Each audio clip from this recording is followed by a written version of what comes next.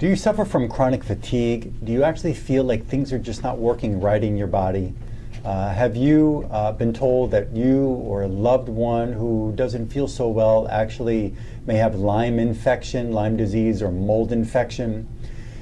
In this video, I'm going to share with you exam findings and so far progress results for a little young man. He's less than 10 years old, who came down to my clinic with his mother from Michigan. And this boy, for quite some time, has been telling his mother that he just doesn't feel okay. He just doesn't feel good. He feels like he's tired. He just really doesn't have the energy to function with certain, sports and various regular school activities and study activities. Although he does well in school, he just feels like his brain doesn't focus right. And again, fatigue, just not feeling good was really, it's been plaguing him for quite some time, as the mother told me. Well, I'm going to get right into these exam findings. I'm going to tell you that Lyme infection and mold infection were the two big, major infections in certain tissues in his body. And since he's so young, we have to understand something else about a youngster, is that there's been no sexual interaction. He's not intimate with another partner, and he's had no, and thank God in his life, there's been no kind of abusive periods in his life by some, crazy adult who would do something to a child. But what I'm going to share with you, because there can be transmission of infections through that kind of outrageous, crazy act that can be done to a child, but I'm going to tell you that there are times where in these infections like Lyme infection and mold infection, first of all, Lyme infection, it may come from another source that was not from a tick bite. It may come from a source that was not from a mosquito bite to that individual. And I'm going to get into that in just a few minutes. Well, in his first exam, which was on 11/5, that's the 5th of November 2015, and today is December 18th of 2015. And the reason why I waited to report this to everybody is because this youngster, his mother just, the mother of this youngster just reported to me today via email that she has not heard out of his mouth in quite some time since starting this protocol that he just, quote unquote, just doesn't feel good. She has not heard him say he does not feel good in the past few weeks. Now we're going on here about 5 or 6 weeks at this point that this boy has been following my specific, unique protocol to help him fix himself. And what we found in his exam, the primary stressor turned out to be is electricity. And one of the main electrical stresses on this boy's brain, before we get into the Lyme, before we get into the mold, the primary stressor in his brain was coming from the fluorescent lights in the classroom in the school that he attends. And something that we know about these fluorescent lights is that they flicker at a very high pace. Now, you may not see in a fluorescent light the high flickering, the very speedy high flickering of the fluorescent light until it starts to slow down. You'll notice when those long fluorescent light bulbs are getting very weak and they're going to die, you'll see the ends of them start to flicker. They turn a little gray and they start to flicker at the end. Well, the fluorescent light, until you see that with your naked eye, it's happening at such a high pace, that flickering, that your naked eye just doesn't capture that high flickering. But the brain does. And the brain and various parts of the brain, including the frontal brain, including deep inside the brain called the diencephalon, your brain can actually get stressed. And the high flickering of that fluorescent light can actually change the function of your human brain. Well, the first thing that came up in his brain was the fluorescent lights and I believe from the school. Now, some people say, well, we don't have those long fluorescent light bulbs in the house. Well, if you are following some of these advertisements that are in like a Target shop or in Home Depot or in your local, supermarket to get the light bulbs that are called the Energy Saver light bulbs, but they look like little spirals. When you take it out, it screws in like a regular light bulb, but it looks like a spiral.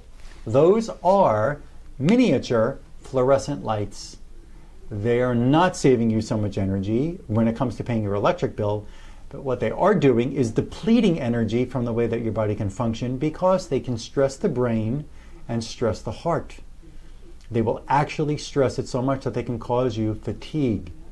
So any of those spiral fluorescent lights that screw in like a regular light bulb, even if it looks like a regular light bulb, but you look inside that light bulb when it's not plugged in, when it's not screwed in and on, when you just take it out of the box and you look at it, it looks like the spiral bulb is inside a regular looking light bulb, then you should not buy those. And if you have those in your home, you should get rid of them. Well, fluorescent lights were the #1 stressor to his diencephalon of his brain. The diencephalon of the brain is the first part of the brain that ever formed when you were going from embryo to fetus. So when you were in your mother's womb. That diencephalon, that area of the brain, still exists. It still carries out tasks that help the body function. It still carries out tasks that help the brain function, all the parts of the brain. It still carries out tasks that allow these neurotransmitters to be communicated or transferred or transmitted from one part of the brain to another. It is an integral part of human brain function. And when the diencephalon can get out of its normal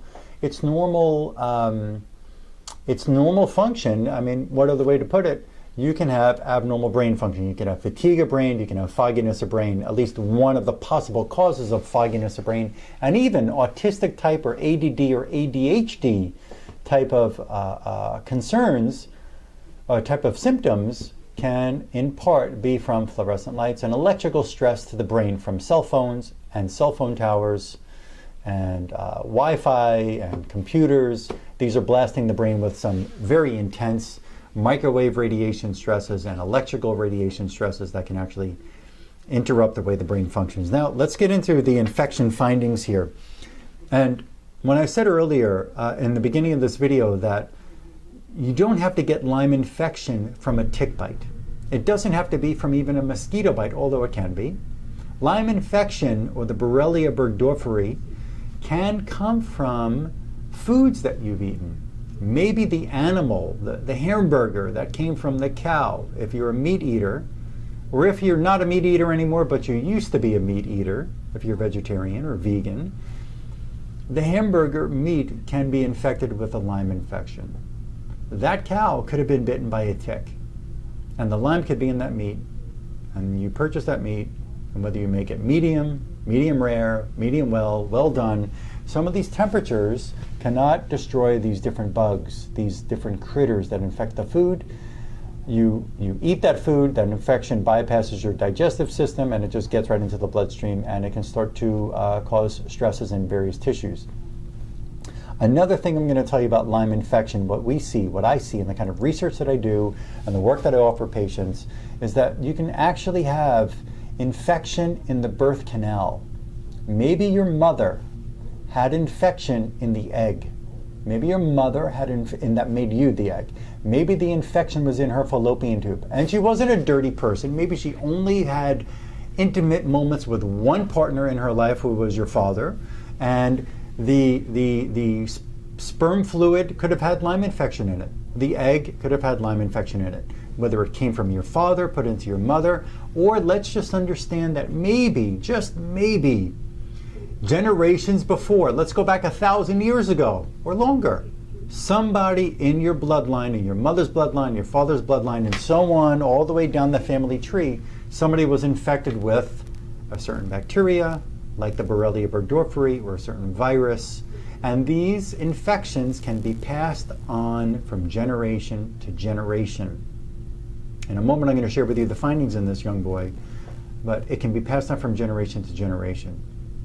And we've got to be aware that it doesn't have to be from a tick bite, it doesn't have to be from a mosquito bite. It can come from sexual transmission. Not every sexually transmitted disease, also known as an STD, is gonorrhea, which is a bacteria. Not everything is chlamydia, which is another kind of bacteria. Not everything is going to be the HIV or the AIDS. It can be Lyme infection transferred through intimate moments with your partner. It can also come from, it was just there in the bloodline. You know, there was a study that was done, and please, I have to touch this before I share the findings of this young boy. The studies that were done In New York City, by the American Red Cross, they showed through their research that they took biopsies of different children in different hospitals in New York, and they found that these biopsies of children who didn't even set foot on the planet yet when they came out of their mother's womb, they had over 180 cancer-causing chemicals in their tissues. And then they studied the umbilical cord blood of that mother, and she had the same, if not even more, cancer-causing chemicals in her umbilical cord blood, which is the blood that the baby was feeding on and living on and growing on for the past 7, 8, 9 months. What they didn't do is test for infections in the baby, and they didn't test for infections inside the umbilical cord blood, but I propose to you that infection in the mother can transfer to the child. Some people are already aware of this, some people this is the first time you're going to hear this. Well, listen to this.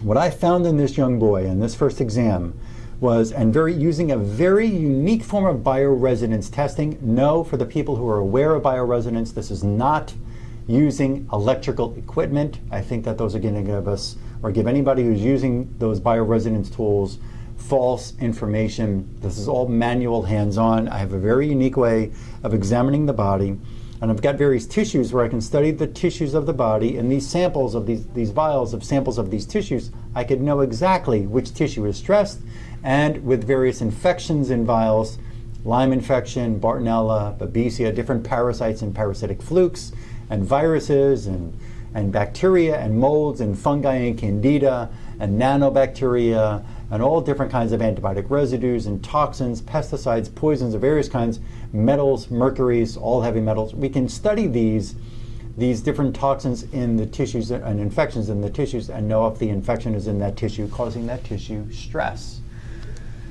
Well, it turned out that this boy's vas deferens. You know what the vas deferens is? Have you ever heard of a man getting a vasectomy where they cut that cord where sperm and sperm fluid can be transferred to go out through the penis? Well, in ejaculation? Well, his vas deferens loaded with 2 infections in this first test. Borrelia burgdorferi, Lyme infection. There was no, the boy he's very young. There is no other way that it got in his body inside where his testicles are. There's no intercourse at such a young age. I believe he was born with the infection. In the vas deferens, he had Borrelia burgdorferi. He also had a certain kind of mold. This kind of mold that I have a sample of, it does not show up. Not you cannot. Let me put it this way. Some of these molds that we can find in the body that I have samples of in my clinic, they are not in the tests that you will see when you run certain mold testing through a tissue sample or a blood sample from your body. And I'm not going to use the name of a certain lab that I've heard about out there, even though I've seen their results, and I think that it's a bogus way of testing the body, because they can't tell you when they find you have X mold or Y mold or B mold or Z mold. They can't tell you where that mold is existing in your tissues. They can't tell you which tissue, that's what I just said, they can't tell you which tissue the mold is in. They can't tell you how many molds that they found are in which tissues. They can't tell you what amounts of the mold are in which tissues. So it's a bogus test, because not only are they not testing all the molds out there, but they can't tell you how much of that mold is in which tissue. So you're really at a loss of how you're going to treat yourself. It's like going into a treatment program with a blindfold on and you're playing pin the tail on the donkey. Well, he had mold and Borrelia inside his vas deferens. He also had in the spermatic cord, which was very weak and needed a very strong boosting remedy because it was just plagued with infection for, I believe, probably since before he was even born. He had a very, very high level of the Borrelia burgdorferi infection, and he had 4 other molds inside, 4 different unique individual mold infections inside the spermatic cord. And it did not get in through the tip of the penis from inserting, if I offend anybody when I say this, but during an intimate moment where something can creep in through the tip of the penis, it couldn't happen with him because he's got it, and there has been no other kind of method of transfer from his body to somebody else. You understand? So we also found in this test, in his testicles, Lyme infection, Borrelia burgdorferi. Nowhere near the amount that was in the spermatocord, but a very high level. I also found Lyme infection in his bone marrow. When the bone marrow is ill, when the bone marrow is infected, that bone marrow is what makes your red and white blood cells. When your soldiers, called your red and white blood cells that carry oxygen and fight wars for you, fight infections for you in your body, when those soldiers, when those cells are born in infected bone marrow, don't you think, can you understand that those cells are going to be infected also? I find in my clinic red blood cells infected with Lyme and with mold and with viruses. I find that the white blood cells can be very weak, even when, very weak, meaning we don't have enough white blood cells produced to be able to fight the infections in the body. Possibly because when 100,000 of these white blood cells are going out to battle and they're losing, and only 20,000 out of that 100,000 come home, those 20,000, we have to be able to create more of these soldiers to go out and fight the war. Well, what about when the bone marrow is infected and the bone marrow can't produce extra white blood cells to go out and do the battle? What happens then? When we're fighting a war, an infection inside our body, or a set of infections inside the body, and we can't even produce enough white blood cells, we're going to be tired. We're going to be fatigued for that reason also, because the body is constantly trying to create more soldiers. It's working overtime, 24 hours a day, 7 days a week, trying to produce more white blood cells to fight all these infections, and it's not winning the war inside the body. There were some other parts of this protocol I don't have to go over. It might be a little confusing for you, and it really is on an individual basis here what's going on. But one of his symptoms, the nausea that he's had, is gone. His feeling of fatigue is gone. His not feeling well. He walked around here, and he just kind of looked like he's just, it's just really drained of energy at such a young age. And it's not because of a methylation defect, genetic defect in his body. It's not because he doesn't eat okay, because his mother feeds the children very well with great food. She cares for them.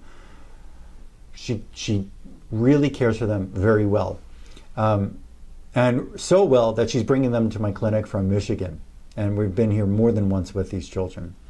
I did find that he needed some B vitamins. I did find that he needed a couple of other nutrients, but even providing vitamins like folic acid and so on, they're not going to benefit the child because he's got such chronic infection in various tissues that are destroying the body's ability to function okay, that no matter what vitamin, or taking 12 pills a day or 112 pills a day of certain vitamin, it can't make him function better. It cannot. If it makes any tiny little dent in anything about his function, because the infections are in such a large amount in specific tissues that we've already detected and eliminated in this protocol. And I got to tell you that this protocol he's following right now, this protocol goes for 67 days with this little boy. We're in probably about the 6th week of the protocol, not even up to the end of a 2-month period, and he's already responding so incredibly well. I wanted to share this with you because you've got to realize that these infections, whether it's Lyme infection and Bartonella, Lyme infection and Babesia, Lyme infection and Ehrlichia, Lyme infection with some parasites, Lyme infection with some molds, Lyme infection with some viruses, with nanobacteria, Lyme infection with some antibiotic residues, whatever the case is, whatever the combination is, I can help you figure it out. I can help you get your young one well. I can help you get you well. You can feel, and your youngster can feel like the disease, the plague, whatever fatigue, whatever condition is plaguing them, can just really, literally disappear. It may take longer for some, it may be quicker for others. One more time from top to bottom. This boy, fluorescent lights damaging his diencephalon, Lyme and mold in his vas deferens, Lyme in a very large amount with 4 different molds in his spermatocord, very low white blood cell count causing him fatigue, Lyme infection inside his testicles, Lyme infection inside the bone marrow. He's already doing wonderful. For anybody out there who's looking to get better, for anybody out there who's looking to see if results are real, you go to my YouTube channel, you scroll down, you watch some of the videos of patients who are getting well in my clinic. I'm very confident because I get the job done. I can help you get well whether it takes us a month, a week, or a year. And you're an individual, so don't expect to heal so quickly and don't expect to heal so slowly. It all depends on what your individual scenario is. But we can get the job done. Subscribe on my YouTube channel. The address is right here on the bottom of the screen. Subscribe on that channel. You'll see there's over about 170 videos on this channel right now, and I'm always adding new information of useful, very useful, incredible information and providing great healing for patients. Like me on my Facebook page. I put information up there all the time, and you can share that Facebook page with your friends if you're in any kind of different groups on Facebook or across the internet, or anybody you know, because I'm putting up information not just about Lyme but about all different kinds of autoimmune diseases and heart disease and cancers as well, of the kind of work that we do to reverse these chronic conditions, including cancers. I don't treat cancer. I help people heal from cancer, though, and they do the healing on their own. And also, for anybody who's looking to make an appointment with me, just call the office number here at 954-370-3100. That's 954-370-3100. Share this video with one friend. Just share it with one friend. There's somebody out there who needs help, and you never know how far one click, a very simple share click of a button on this video, can how far that can travel around the world and help somebody who really is in great need of some assistance to help them heal. Thank you for letting me come into your home or your office or on your tablet to watch this this video, and I look forward to helping you and anybody else. And again, call the clinic, and we look forward to helping you.